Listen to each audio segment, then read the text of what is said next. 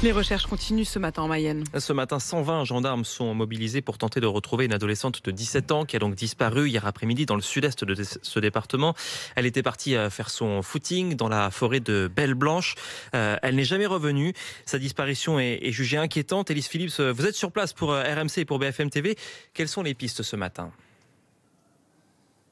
Bien, pour l'instant, la seule piste qui est évoquée par les enquêteurs, c'est la piste de la disparition inquiétante, vous le disiez à l'instant, car on est sans nouvelles de cette jeune fille depuis maintenant plusieurs heures. Cette jeune fille, elle est partie hier vers 16h pour faire un footing, mais en fin d'après-midi, elle n'était toujours pas revenue et c'est son père, inquiet, qui a donc décidé d'alerter les gendarmes. Cette disparition, elle inquiète les enquêteurs et ce pour plusieurs raisons.